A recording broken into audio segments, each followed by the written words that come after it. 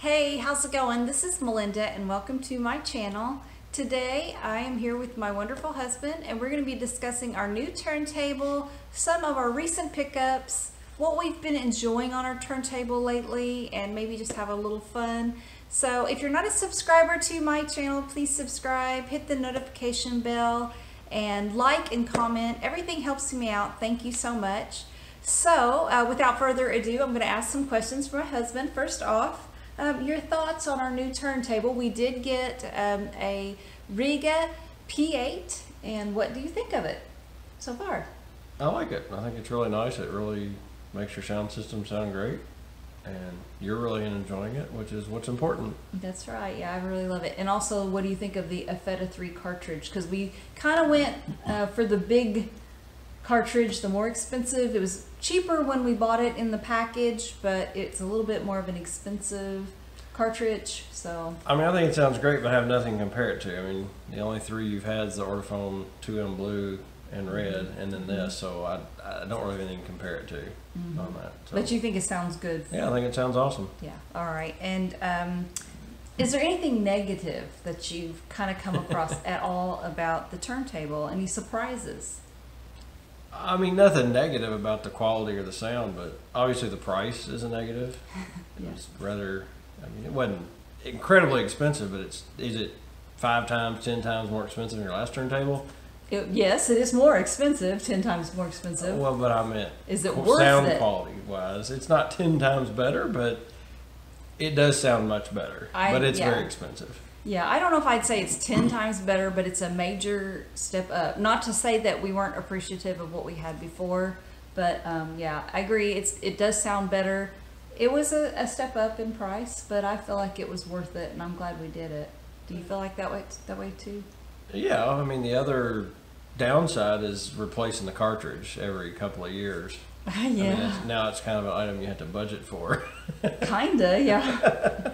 Yeah, the cartridges get very expensive, but you know, from everything I had researched, that was a very important part, is to really spend as much as you can on the cartridge. So I'm glad we did that, and I've been really enjoying it. Yeah, no, it sounds great. Glad we did it and you're enjoying it. Yeah. Do you think there is anything we should or can do to improve the sound at this point? Yeah, and I think we talked about this last time I was on the video. We've still got that Yamaha receiver in the audio chain, and it's not, the only thing it's being used for is tone and audio controls, or volume control. But it's still probably internally converting to digital and back to analog. It's putting a little bit of a hum through the circuitry, and we really need to get a matching integrated preamp and tuner with volume and tone controls. Okay, yeah, I agree. So that's going to have to be next. But I'm kind of more of like, I know a lot of people are always looking out for the next best thing and build upon what you already have. At some points, it's just kind of nice to just like not worry about that and just enjoy what you have. Yeah. And I think that's important. Some people kind of get wrapped up in, this will make a difference, this will make a difference. And I kind of want to relax from that for a while. Because audiophile gear can be an absolute endless rat hole. Yeah. If you let it. And a money pit if you let it. And I'm not saying it doesn't sound better, but at some point you have to decide what's good enough for me, my listening environment, my listening habits. Yeah, that's kind of where I'm at right now. Having said that, though, I want to give a huge shout out because there is someone who's been commenting on my videos. The name Sides Up. I don't know what their real name is, but I'm assuming it's a he, could be a she. They have been giving really good advice on just little things that don't cost a lot of money but could really make a difference. He or she thinks out of the box and comes up with some really cool ideas, and I've been really appreciating the comments they've been leaving. So anyway, now I want to ask you what albums you think really shine on our new turntable, what we've been listening to lately that really blew you away. You don't know what I've picked. I have no idea what he picked. This is a surprise. I always like a little element of surprise in the video, so I have no idea what he thinks sounds really great. Okay. The first one might be a surprise, but it's actually the Royal Ballet that we listened to. It was one of the first records we listened to on the new turntable, and just the low end to the high end and the separation of instruments, and it literally, you shut your eyes, sit in the living room, and it really feels like you're sitting at the concert. Yeah, this is amazing. A beautiful record, Analog Productions. And yeah, it just really sounds great on our turntable. Like I said in one of my videos, I think that's maybe the best sounding record I have in my collection. There's some others that probably we could debate about, but... I was making sure the next question was for the next album. Okay. Okay, so I wanted to show one that I think sounds really good, and I wanted to point out something. My husband has a bottle of Pappy Van Winkle bourbon That I paid retail for, not secondary prices. right. Yes, right. So he got a really good deal on it, but we've been kind of keeping it back for something very special, and nothing has really risen to that level yet. But for my turntable, I kind of had a Pappy Van Winkle in my vinyl collection, and so many people have been saying you need to open it and listen to it. Because I got the new turntable, I did finally open and listen to it. So I do want to show this. It is Marvin Gaye's What's Going On One Step, and I did open it. So I wanted you to see that. Here, hand those to me. So they can see these have been opened now and listened to, and it was a great listen, really beautiful record. I don't know that I would rank it the #1, like Rolling Stones has it ranked as the #1 album of all time. Would you rank it as #1? It wasn't my favorite. Right. It's fine, and it's definitely a quality, well put together, sounds good, but musically it's not my favorite. Right. It's a good record. I just, for me, it's a great record, actually. It's just not my favorite record of all time, but, you know, everybody has their own opinions. All right, so the next question, what records are you shocked that I've bought? Is that the right question? No. What records in the collection have you really enjoyed lately?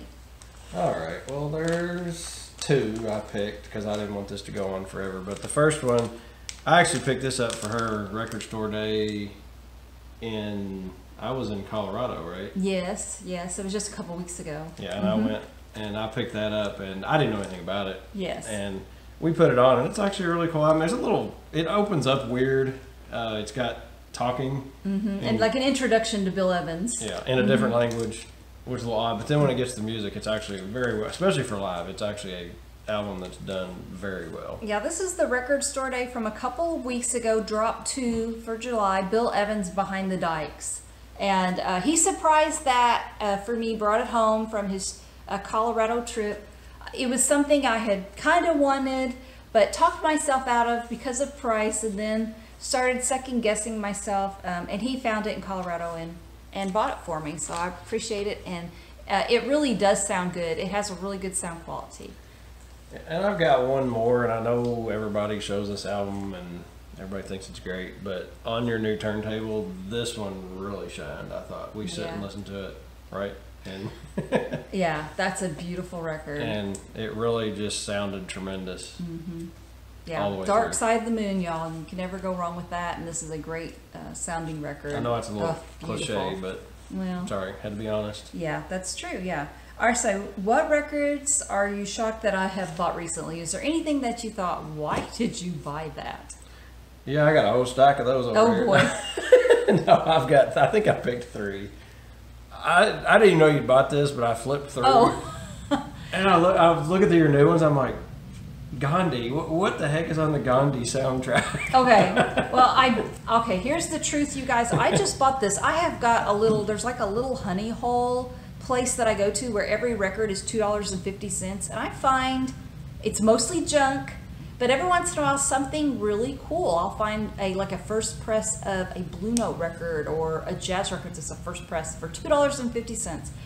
This is something I bought, and I bought it because Ravi Shankar is really prominent on this album. And to be honest with you guys, I have not given this a listen yet, but Ravi Shankar is the person that really got George Harrison into playing, I forgot what the name of the instrument he plays.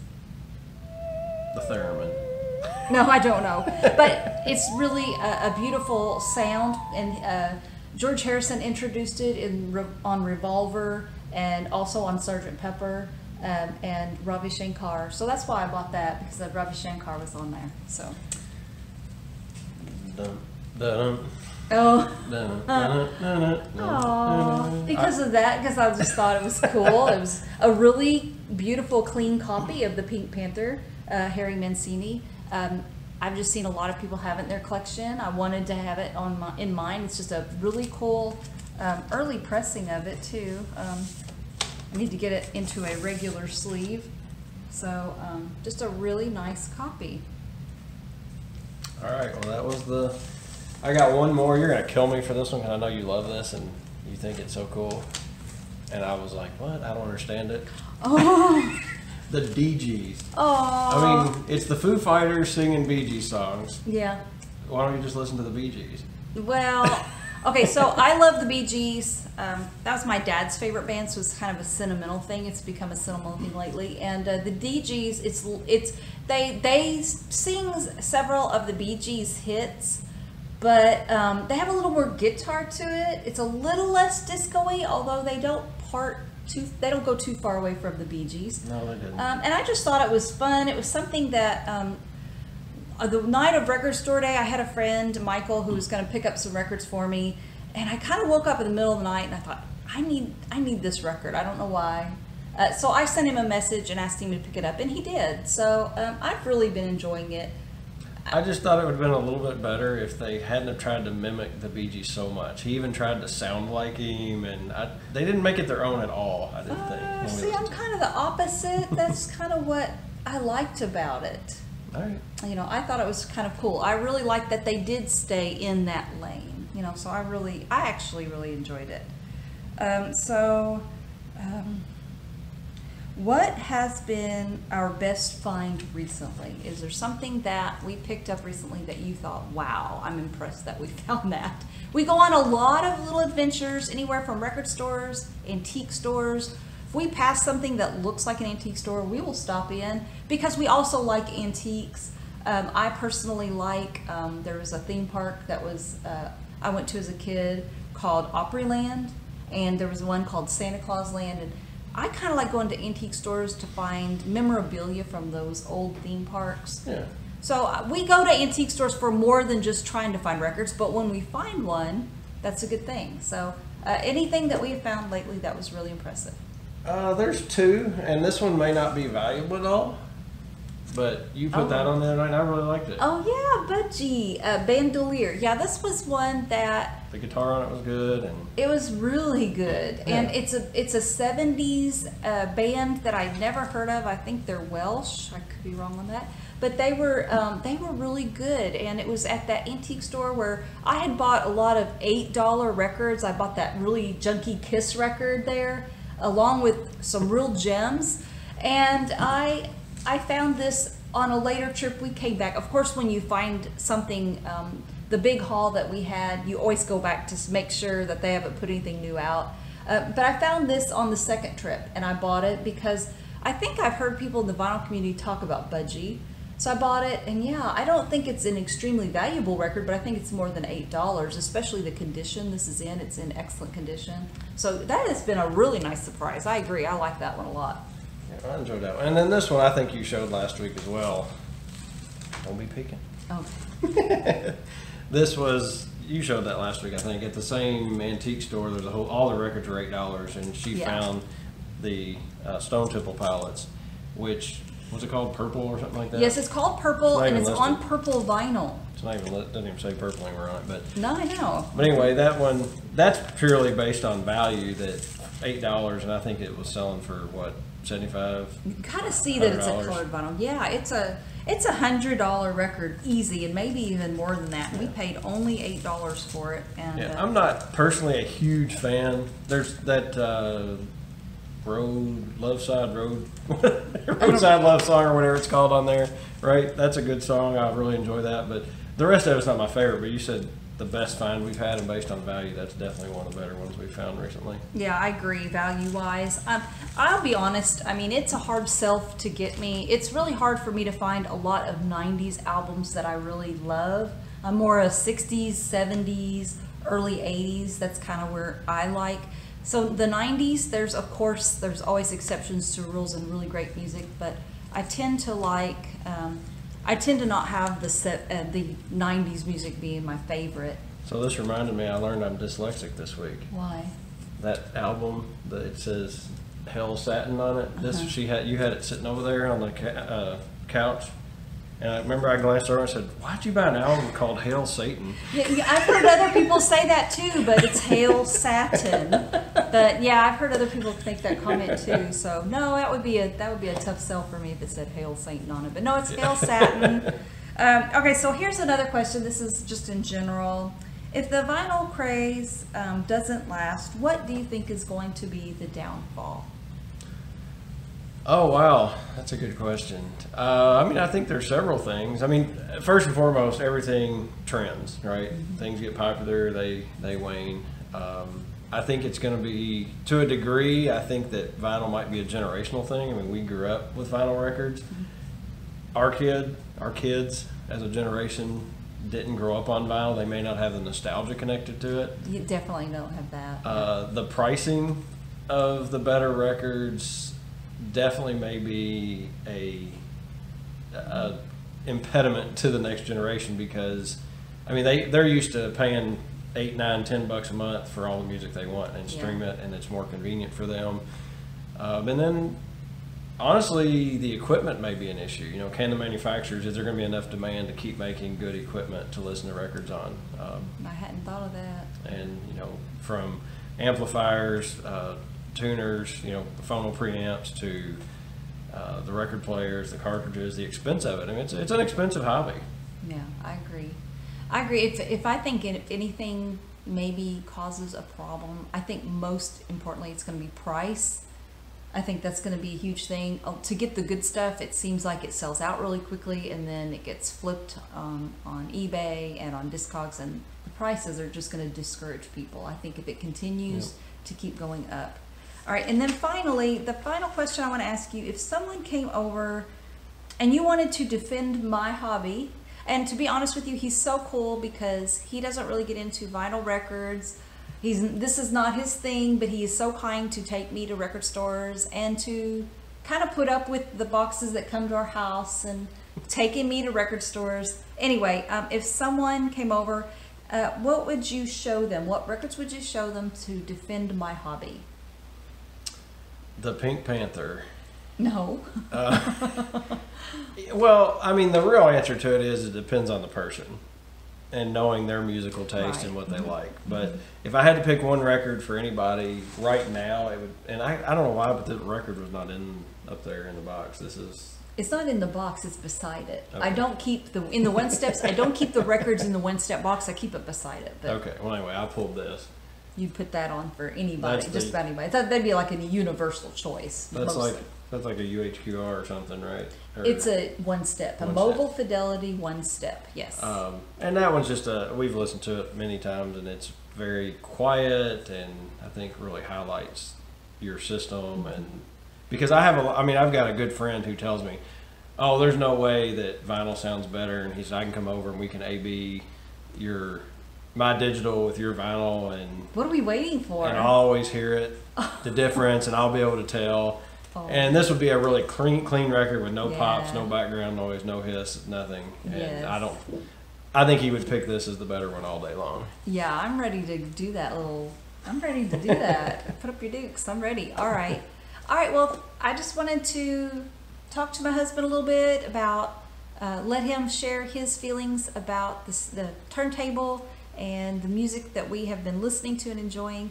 Thank you so much for watching. If you're not a subscriber to my channel, please subscribe, hit the notification bell, and the like button. Thank you so much for watching, and I will see you next time. Take care. Bye-bye.